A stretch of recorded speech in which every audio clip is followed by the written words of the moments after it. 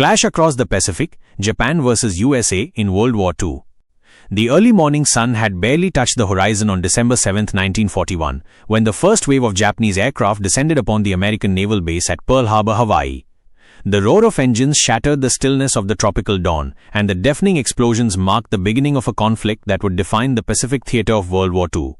For the United States, the attack was both sudden and devastating. Battleships that had once symbolized American naval strength were now engulfed in flames, and over 2,400 American servicemen and civilians had lost their lives. The world watched in shock as the Empire of Japan sought to assert its dominance across Asia and the Pacific. Japan, under the militaristic leadership of Prime Minister Hideki Tojo, aimed to secure resources vital to its expansionist ambitions. The oil-rich Dutch East Indies, the rubber plantations of Malaya, and the strategic territories across the Pacific were all part of Japan's grand design. Pearl Harbor was intended not only to cripple the US Pacific Fleet, but also to delay American intervention while Japan consolidated its gains. Yet despite meticulous planning, Japan underestimated the resilience and industrial might of the United States. In response, the United States, led by President Franklin D. Roosevelt, declared war on Japan on December 8, 1941. Roosevelt's words, famously calling December 7th, a date which will live in infamy, galvanized the nation. Across the country, men and women rushed to enlist, while factories shifted to wartime production, churning out warships, planes, and munitions at an unprecedented rate. The American spirit, once untested in a global conflict, now faced its greatest challenge. The tide turns. The first major engagement between the two powers occurred in the waters near the Coral Sea in May 1942. Unlike previous battles, the Battle of Coral Sea was fought entirely by aircraft launched from carriers. Japanese forces aimed to capture Port Moresby in New Guinea, a strategic location that would threaten Australia and strengthen Japan's Pacific stronghold. The Americans, alongside Australian allies, managed to halt the Japanese advance, suffering losses, but proving that the US Navy could challenge Japan's formidable fleet. The battle demonstrated a new era of naval warfare, where air power began to dominate the seas. Just a month later, the stage was set for the pivotal Battle of Midway. In June 1942, Japanese Admiral Isoroku Yamamoto sought to lure American forces into a trap and eliminate the remaining US carriers. However, thanks to the intelligence breakthroughs of American codebreakers, Admiral Chester W. Nimitz anticipated Japan's strategy. When the fleets met near Midway Atoll, American dive bombers struck decisively, sinking 4 Japanese carriers while losing only one of their own. Midway marked a turning point in the Pacific War. Japan, which had seemed unstoppable, now faced the harsh reality of American determination and technological prowess. Island by island.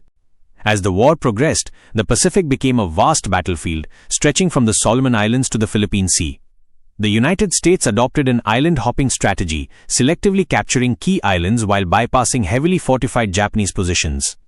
This approach allowed American forces to establish forward bases for air attacks and to cut off Japanese supply lines. The campaign was grueling, often fought on unfamiliar terrain under intense heat, humidity, and disease.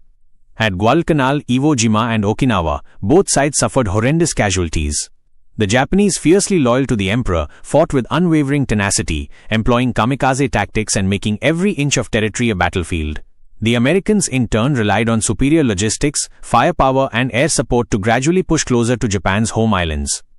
Meanwhile, the home fronts of both nations were shaped by the demands of total war.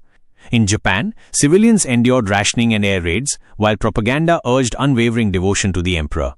In the United States, women entered factories in unprecedented numbers, symbolized by the iconic Rosie the Riveter, producing everything from tanks to airplanes. Scientific innovation accelerated, most notably in the Manhattan Project, where American scientists developed nuclear weapons that would later play a decisive role in ending the conflict. The war's end. By 1945, Japan's situation had grown desperate. Cities lay in ruins from relentless US bombing campaigns, including the devastating firebombing of Tokyo, which killed tens of thousands. The Japanese Navy had been nearly annihilated, and the islands were increasingly isolated by American submarines and aircraft. Allied forces, led by the United States, closed in from multiple directions, preparing for what was expected to be a bloody invasion of the Japanese home islands. In August 1945, the war reached its dramatic and tragic conclusion. The United States dropped atomic bombs on Hiroshima on August 6 and Nagasaki on August 9, instantly killing over 100,000 people and causing unimaginable suffering. Facing complete devastation and the threat of total annihilation, Japan surrendered on August 15, 1945, bringing an end to a brutal war that had claimed millions of lives across the Pacific and reshaped the global order.